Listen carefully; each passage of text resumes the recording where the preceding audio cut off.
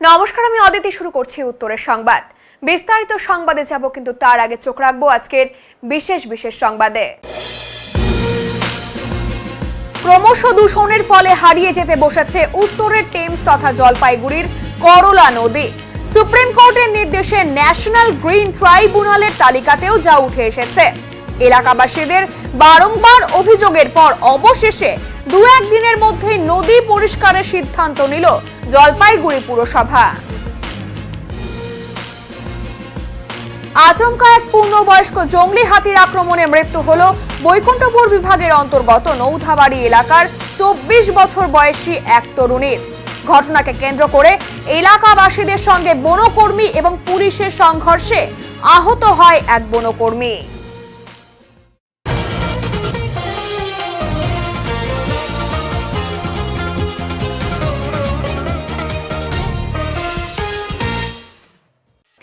বারবার করলা নদী দূষণের খবর সম্প্রচারিত হওয়ার পর অবশেষে আবারও করলা নদী পরিষ্কার করার সিদ্ধান্ত নেওয়া হয়েছে, এমনটাই জানালেন জলপাইগুড়ি পুরসভার পৌর ইন কাউন্সিল সন্দীপ মাহাতো। ক্রমেই বাড়ছে দূষণ, কচুরিপানা, টোপাপানা, আবর্জনায় পরিপূর্ণ জলপাইগুড়ির হৃদয় করলা নদীর বক্ষ। কমছে গভীরতা, স্রোতবিহীন অবস্থায় প্রায় হারিয়ে যেতে বসেছে উত্তরের টেমস তথা জলপাইগুড়ির করলা নদী। শহরের ফুসফুসের বিপন্ন দশা গুরুত্বপূর্ণ বিষয় হিসেবে উঠে এসেছে সুপ্রিম কোর্টের নির্দেশে ন্যাশনাল গ্রিন ট্রাইব্যুনালের তরফে প্রকাশিত তালিকাতেও, যা মোটেও জলপাইগুড়িবাসীর জন্য সুখকর খবর নয়। একসময় এই করলার জল ছিল স্বচ্ছ এবং পরিষ্কার, সেই কারণে এই করলাকে লন্ডনের টেমস নদীর সঙ্গে মিলিয়ে নাম দেওয়া হয়েছিল উত্তরের টেমস। এখন সেখানে দূষণের মাত্রা মারাত্মক ধারণ করেছে। নদী এখন পরিপূর্ণ কচুরিপানা, আবর্জনা সহ অন্যান্য নোংরায়। করলা নদীর জলের মাঝখানে রয়েছে পুকুরের মতো আস্তরণ, চারিদিকে কচুরিপানা খানাখন্দে ভরা, থার্মোকল, নিষিদ্ধ প্লাস্টিক, ক্যারি ব্যাগের মতো আবর্জনায় ভরা নদী বক্ষ। স্রোত হারানো নদীতে বেড়েছে শ্যাওলার সংসার। দূর থেকে দেখলে মনে হবে নদীর চেহারা বিকৃত হয়েছে, হারাচ্ছে নদীর নাব্যতাও। বলাই বাহুল্য, শহরের নিকাশি নালার পথে বয়ে আসা গরলের ছোঁয়ায় সুন্দরী করলা কৃষ হয়ে এখন ধুঁকছে। নদী পরিষ্কার রাখতে বা নাব্যতা ফিরিয়ে আনতে এর আগেও জেলা প্রশাসনের তরফে আলোচনা হয়েছিল করলা অ্যাকশন প্ল্যান নিয়ে, কিন্তু কাজের কাজ কিছুই হয়নি। ভোট আসে ভোট যায়, এই নদীকে বাঁচিয়ে রাখার কথা কেউ ভাবে না, এমনটাই অভিযোগ জানান নদীর সংলগ্ন এলাকার বাসিন্দারা। বর্তমানে জলপাইগুড়ি শহরের বাবুঘাট থেকে শুরু করে প্রায় 5 থেকে 6 কিলোমিটার পর্যন্ত করলা নদীর বুক নোংরা আবর্জনায় ভরা। বারংবার প্রশাসনের কাছে আবেদন জানানো সত্ত্বেও এখনো পর্যন্ত নদীর কোনো সংস্কার হয়নি। তাই সকল মানুষই চান এবার অন্তত নদী সংস্কার হোক, তা না হলে করলা নদীকে বাঁচিয়ে রাখাই মুশকিল হয়ে দাঁড়াবে। এ বিষয়ে সায়েন্স অ্যান্ড নেচার ক্লাবের সম্পাদক তথা পরিবেশ প্রেমী ডক্টর রাজা রাউত উদ্বেগ প্রকাশ করে জানান, করলা নদী যদি এভাবেই কচুরিপানা, আবর্জনায় ভরে থাকে দিনের পর দিন, তাহলে করলা স্মৃতি গতি হারিয়ে যাবে, শীঘ্রই মুছে যাবে এই করলা নদী। পরিবেশের ভারসাম্য বিঘ্নিত হবে। তাই নিজেদের স্বার্থেই এগিয়ে আসতে হবে করলাকে বাঁচাতে, নোংরা আবর্জনা ফেলা থেকে বিরত থাকতে হবে।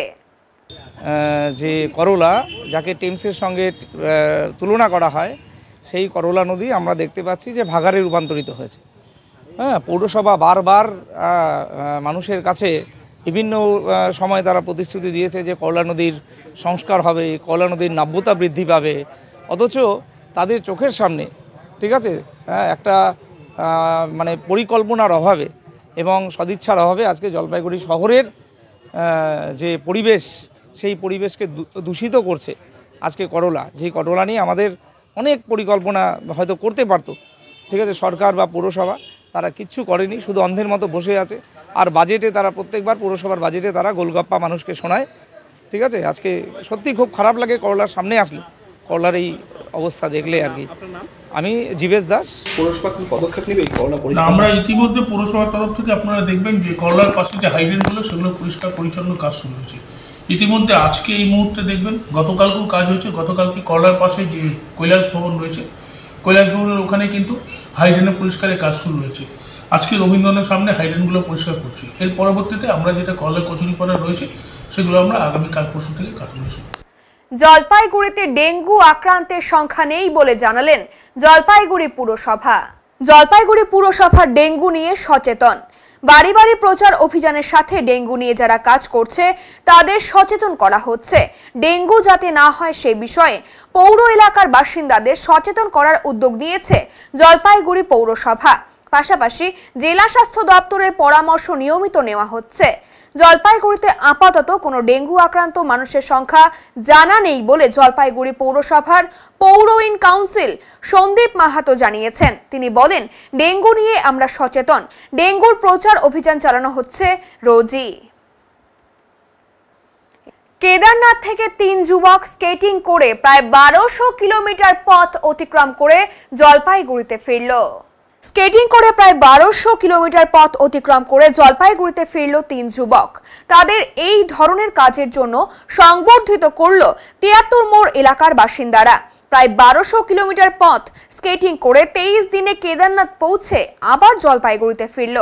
এই 3 যুবকের মধ্যে 2 জন জলপাইগুড়ির, বাকি একজন শিলিগুড়ির। মূলত তারা স্কেটিং এর প্রচার করার জন্যই এই ধরনের উদ্যোগ নিয়েছেন বলে তারা জানিয়েছে। আজকে জলপাইগুড়িতে ফিরে আসতেই 73 মোড় এলাকার বাসিন্দারা তাদের সংবর্ধিত করে। এখন নিয়ে নিচ্ছি ছোট্ট একটি বিরতি, ফিরে আসছে আরো খবর নিয়ে, সঙ্গে থাকুন। সব সময় সব দিকের সব খবর পেতে সাবস্ক্রাইব করুন, বেল আইকনটি প্রেস করে আপডেট থাকুন।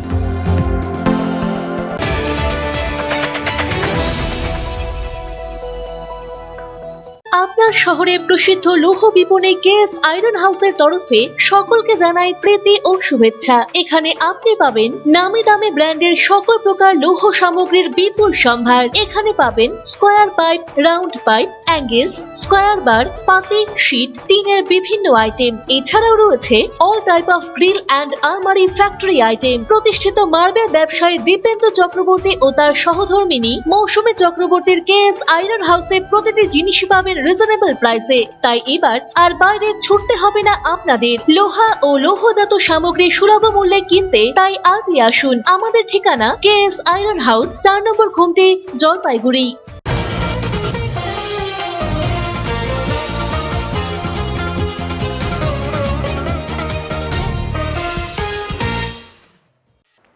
গরু চড়াতে গিয়ে আর বাড়ি ফেরা হলো না এক যুবতীর।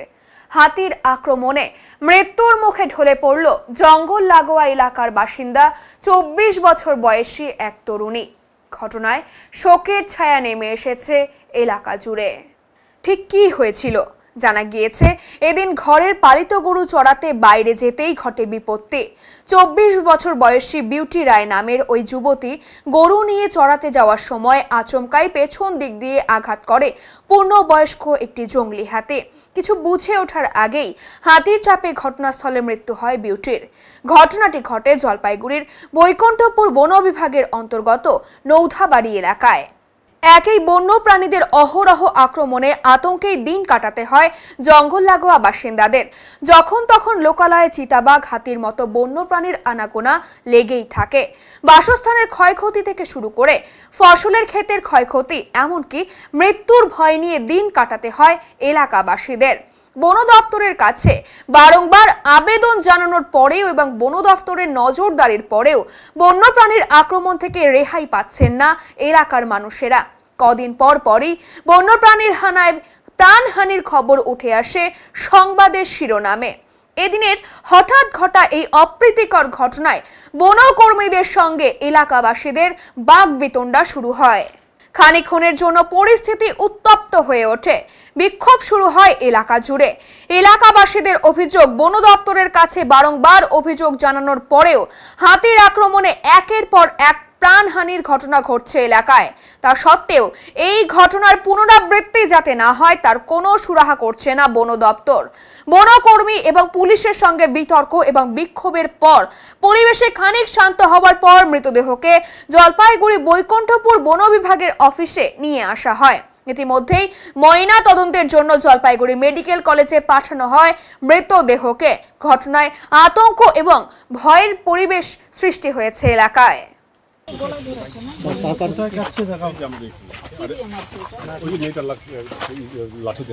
মেয়েটা মহিলাটা লাঠি দিয়ে মারছে আর ওর যে ওর গলাটা ধরেছে লাঠি দিয়ে মারছে, আমি লাঠি এটুকু ধরি, তারপরে এখানে লাগছে। গলায় ধাক্কা মেরেছে মানে একজনে না অনেক ছিল না স্কুলের পাশে একটি বউ আমাদের ওই বোদাগঞ্জে যাওয়ার সময় একটি হাতি উপদ্রবে ওকে রাস্তা থেকে টেনে ধরে পুরো বিশৃঙ্খলাভাবে আছর টাছর দিয়ে ওকে মারধর করে একদম স্পট ডেট করে দিয়েছি, ঠিক আছে। সেই কারণে একজন লোকজন পুরো আমরা বিরোধী এখানে করছি, গ্রামবাসী সবাই আমরা আসে দেখতে বুঝাকে। এখন অবধি স্টাফের কোনো একটা উদ্দেশ পাচ্ছি না, এবং থানা থেকে গাইড আসছে, থানাদারও ওখানে যাইতে ভয় পায়। তো আশা করি যদি আমাদের এলাকা রেঞ্জ থেকে বা বিডিও অফিসার থেকে কেউ স্টাফ আসে থাকে, তাহলে আমরা সবাই মিলে গিয়ে বুঝাকে গিয়ে আমরা রিকভার করতে পারি। এই জায়গাটা তো মাঝে মাঝে হাতির উৎপাত হয়। হ্যাঁ হয়, এর আগেও তো এরকম ঘটনা অনেক হয়েছে।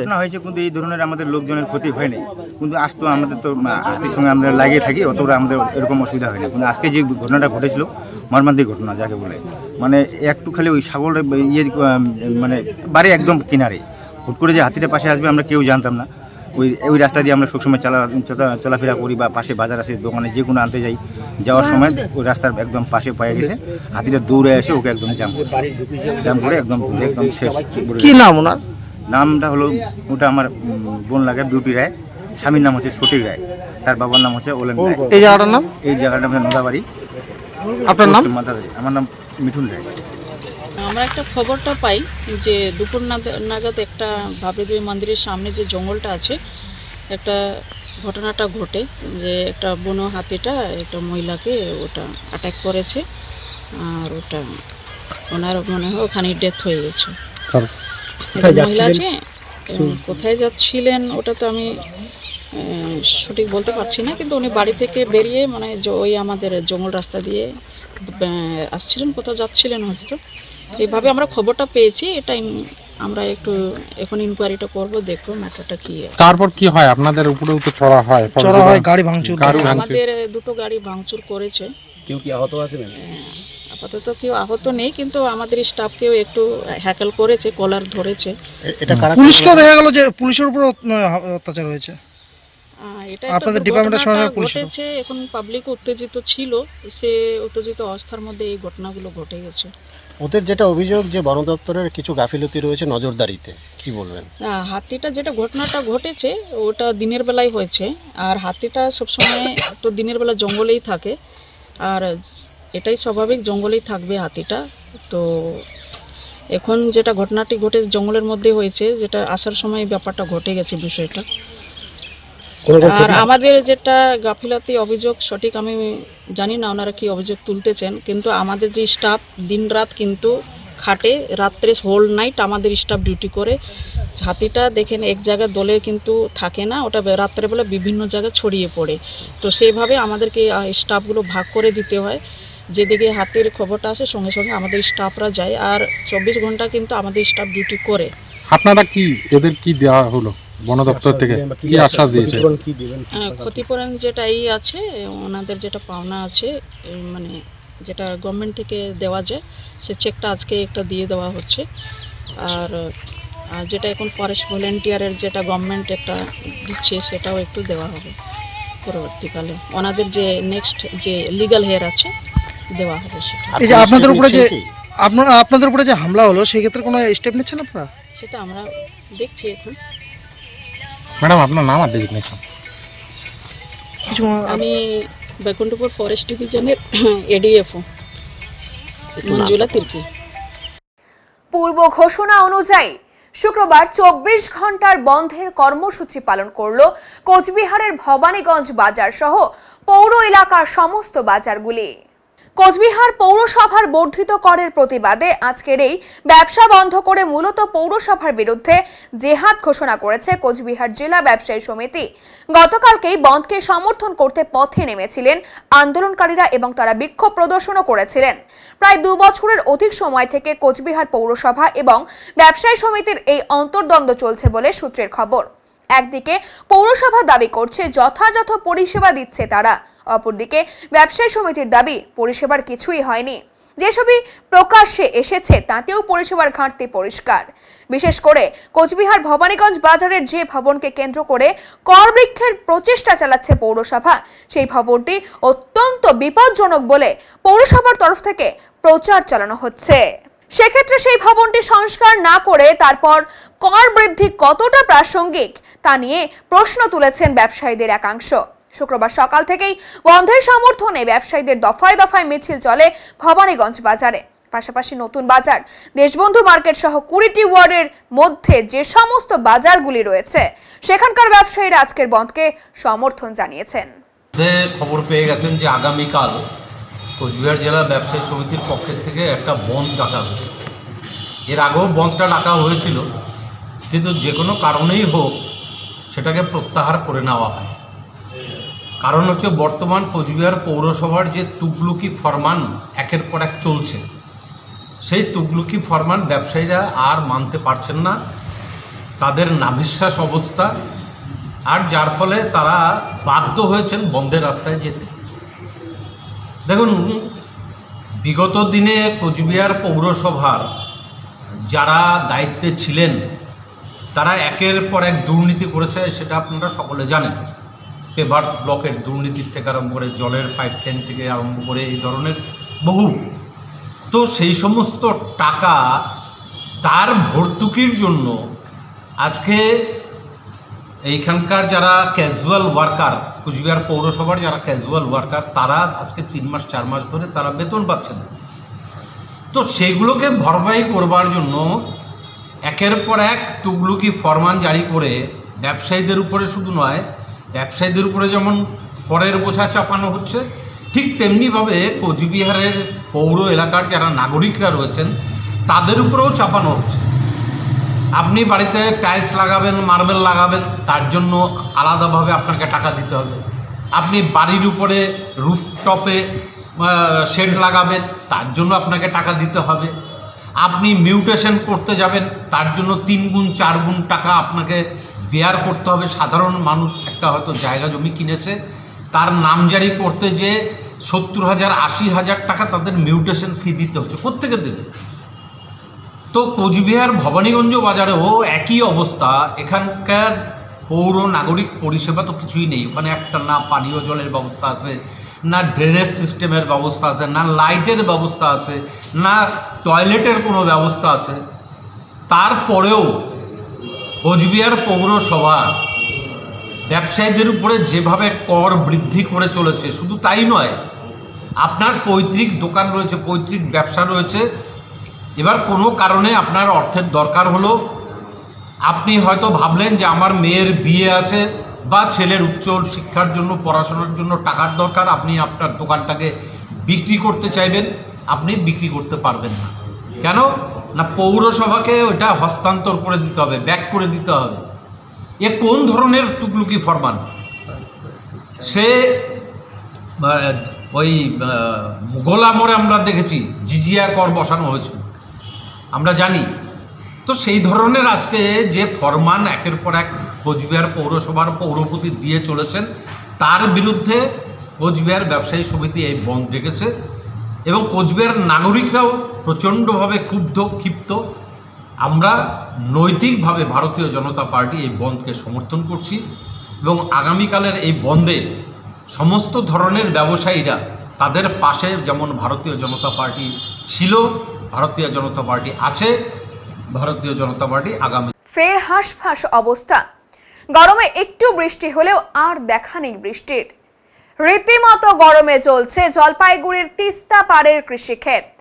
প্রায় পুরো মাসই বৃষ্টিহীন অবস্থায় কাটলো জলপাইগুড়ি শহর এবং শহর সংলগ্ন এলাকাগুলিতে। একটানা খরা থাকার দরুন কৃষিকাজে নাভিশ্বাস উঠেছে তিস্তা পাড়ের কৃষকদের। লাগাতার অত্যাধিক তাপমাত্রার জেরে বাদাম চাষ থেকে শুরু করে অন্যান্য ফসলও ঝলসে যাওয়ার উপক্রম হয়েছে। কোথাও দেখা যাচ্ছে জলের অভাবে গোটা বাদাম খেতি নষ্ট হয়ে যাওয়ার জোগাড় হয়েছে। তারই মাঝে দেখা গেল বাদাম খেতে পাম্প মেশিন দিয়ে জল দিচ্ছেন ওই এলাকার কৃষক বলাই পাল। তিনি বলেন, এবার বৃষ্টির অভাবে ফসল ফলাতে খুব সমস্যা হচ্ছে। বাদাম চাষ বালির মাটিতে ভালো হয়, লাগাতার জলের প্রয়োজন, কিন্তু এ মাসে বৃষ্টি না হওয়ায় বাদাম ক্ষেত শুকিয়ে গাছ মারা যাচ্ছে। আমাদের অন্য সাইডেও কিন্তু জলপাইগুড়ি সদর বলতে এক ফোঁটাও বৃষ্টি নেই। কাজে এই যে একদিন বাদে বাদেই বাদাম খেয়ে লঙ্কা খেয়ে থাবি এগুলো জল দিতে হচ্ছে। অনেকে জল দিতে না পেরে অনেকের ক্ষেত একদম শেষ হয়ে গেছে, শুকিয়ে গেছে। কারণ হচ্ছে ওই ক্ষেতে যা খরচা হচ্ছে তেলের, সেই হিসাবে টাকা আসবেই না, এমনি তো পুরোটাই লস। তারপরে যতটুকু আছে বাঁচাতে গিয়ে যা খরচা হচ্ছে তেলের। কবে থেকে বৃষ্টি হচ্ছে না? বৃষ্টি তো আপনার এটা হচ্ছে মে মাস না? মে মাস। এপ্রিলের আগে ওই একটা যে ঝড় হলো তার আগের থেকে বৃষ্টি নেই। হ্যাঁ, এই পুরো বৈশাখ মাসটাই বৃষ্টি নেই। কি মনে হচ্ছে এই কদিন যদি আরো খরা যায় আরো খরা গেলে যতটুকু আছে এইটুকু আর বাঁচানো যাবে না, কারণ এত তো আর জল দেওয়া যায় না। প্রতিটা দিন মেশিন এই যে চলছে, এর তো কোনো বিরাম নেই। আর নিজেদেরও তো জল দিতে তো আর ভালো লাগে না, তো কত আর জল দিবে। আপনি কি বাদাম চাষ করছেন? হ্যাঁ, বাদাম চাষ। কিরকম বাদাম এবার আশা করা যায়? এবার বাদাম ভালো হবে না, কারণ বাদামের প্রতিটা বাদামই দানা ছোট, বড় হবে না বাদাম। ওই 2 দানা, বড় জোর 3 দানা, আর 1 দানা বেশি হবে। কারণ হচ্ছে ওই পুষ্টি পাচ্ছে না, যেহেতু বৃষ্টি নাই সেই পুষ্টিটা তো পাচ্ছে না ওরা, কাজেই বাদামও কম হবে। কি নাম আপনার? বলাই পাল। এখন নিয়ে নিচ্ছি ছোট্ট একটি বিরতি, ফিরে আসছি আরো খবর নিয়ে, সঙ্গে থাকুন। সব সময় সব দিকের সব খবর পেতে সাবস্ক্রাইব করুন, বেল আইকনটি প্রেস করে আপডেট থাকুন।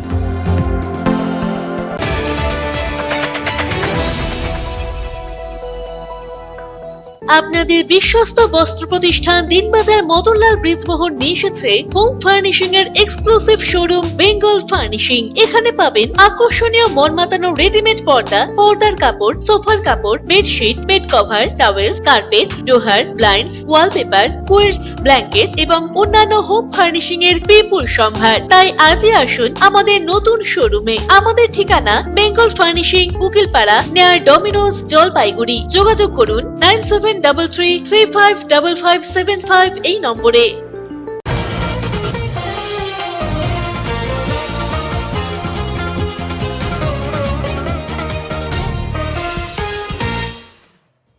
মরশুম শেষ হতে চলেছে কাঁচা লঙ্কার। বর্তমানের আবহাওয়া যথেষ্টই প্রভাব ফেলেছে লঙ্কা চাষে, আর কিছুদিনের মধ্যেই বাজারে লঙ্কার আমদানি হ্রাস পাবে। তবে কাঁচা লঙ্কা সহ অন্যান্য ফসলেরও এবছর ভালো দাম পেয়েছেন কৃষকরা বলে দাবি ব্যবসায়ীদের একাংশের। এদিকে ক্রমশই আকাশি লঙ্কার চাহিদা বাড়ছে বাজারে। এই চিত্র হলদিবাড়ি পাইকারি বাজারের। বরাবরই হলদিবাড়ি সংলগ্ন এলাকার কাঁচা লঙ্কার কদর যথেষ্ট থাকে। স্থানীয় ব্যবসায়ী আব্দুল মান্নান বলেন, বর্তমানে উৎপাদন কম, তাই প্রচুর চাহিদা এবং যথেষ্ট দাম রয়েছে বাজারে। হলদিবাড়ির আকাশি লঙ্কার কদর রয়েছে যথেষ্ট। তবে যেহেতু বিভিন্ন জায়গায় লঙ্কার কম বেশি এখন চাষ হয়, তাই আগের মতো এখনকার লঙ্কা অন্যান্য রাজ্যে তেমন পাড়ি দেয় না। তবে এর মধ্যে বেশ কিছুটা পরিমাণ দক্ষিণবঙ্গে পাঠানো হয়েছে বলে তিনি জানান। লঙ্কার কারণ দেখুন, প্রথম কথা হচ্ছে লঙ্কা হচ্ছে সিজনটা শেষের দিকে। আচ্ছা, তারপরে এটা ওয়েদার সবচেয়ে বড় মার যেটা হয়েছে, ওয়েদারের জন্য লঙ্কার চাষ এবার লঙ্কার ফলন খুব কমে গেছে। আচ্ছা, মূলত এটি কারণ ওয়েদারটা যথেষ্ট খারাপ ছিল, বৃষ্টি তো হয়নি, এখন বৃষ্টিটা হয়নি, যার জন্যই লঙ্কার প্রোডাকশন অনেকটা কমে গেছে।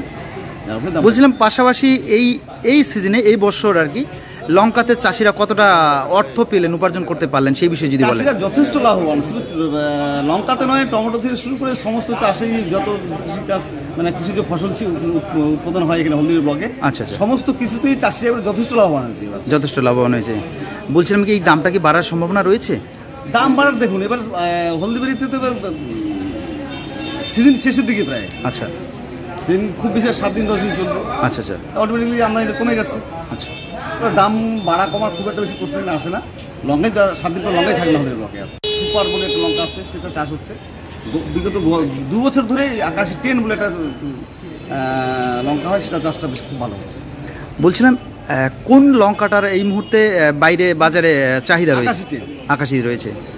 বলছিলাম এই যে লঙ্কা আপনারা পাঠাচ্ছেন, কোন কোন জায়গায় পাঠাচ্ছেন সেই বিষয়ে যদি বলেন। এখন তো গোটা হলদিবাড়ি মার্কেটে হচ্ছে সামান্য আমদানি। আচ্ছা, বাইরে বড় গাড়ি লোডিং হওয়ার মতো মাল এখানে নেই। ছোট ছোট 407 বা পিকআপ লোড হচ্ছে, এগুলো মূলত কলকাতার আশপাশেই সব যাচ্ছে। বলছিলাম হলদিবাড়ির একটা টমেটোর আলাদা একটা নাম রয়েছে বিভিন্ন রাজ্যের বিভিন্ন জায়গায় এবং দেশের বিভিন্ন প্রান্তে রপ্তানি হয়ে থাকে। সেরকম লঙ্কাটার কেমন চাহিদা রয়েছে বাইরের বাজারে, বা হলদিবাড়ির কী নাম রয়েছে?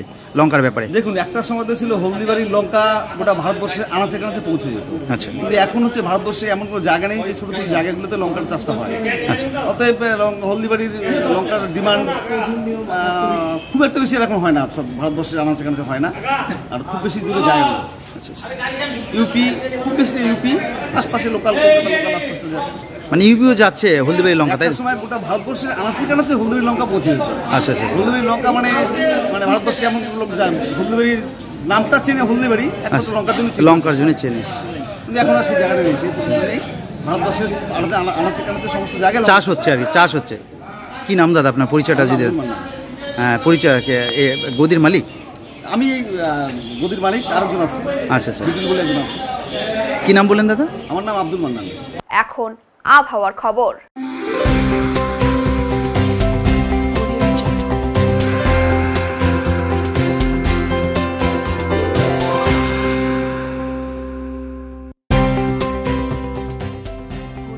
কেন্দ্রীয় আবহাওয়া দপ্তরের জলপাইগুড়ি কেন্দ্র থেকে পাওয়া তথ্য অনুযায়ী শুক্রবার দিনের সর্বোচ্চ তাপমাত্রা ছিল 38 ডিগ্রি সেলসিয়াস এবং সর্বনিম্ন তাপমাত্রা ছিল 24.9 ডিগ্রি সেলসিয়াস। গত 24 ঘন্টায় বৃষ্টিপাতের পরিমাণ ছিল 0.4 মিলিমিটার। শেষ করবার আগে আজকের বিশেষ বিশেষ সংবাদ আরো একবার। ক্রমশ দূষণের ফলে হারিয়ে যেতে বসেছে উত্তরের টেমস তথা জলপাইগুড়ির করলা নদী। সুপ্রিম কোর্টের নির্দেশে ন্যাশনাল গ্রিন ট্রাইব্যুনালের তালিকাতেও যা উঠে এসেছে। এলাকাবাসীদের বারংবার অভিযোগের পর অবশেষে 2-1 দিনের মধ্যে নদী পরিষ্কারের সিদ্ধান্ত নিল জলপাইগুড়ি পুরসভা। আচমকা এক পূর্ণবয়স্ক জঙ্গলি হাতির আক্রমণে মৃত্যু হলো বৈকুণ্ঠপুর বিভাগের অন্তর্গত নৌধাবাড়ি এলাকার 24 বছর বয়সী এক তরুণীর। ঘটনাকে কেন্দ্র করে এলাকাবাসীদের সঙ্গে বনকর্মী এবং পুলিশের সংঘর্ষে আহত হয় এক বনকর্মী। উত্তরের মন পরিবেশিত উত্তরের সংবাদ এখনকার মতো এ পর্যন্তই। নমস্কার।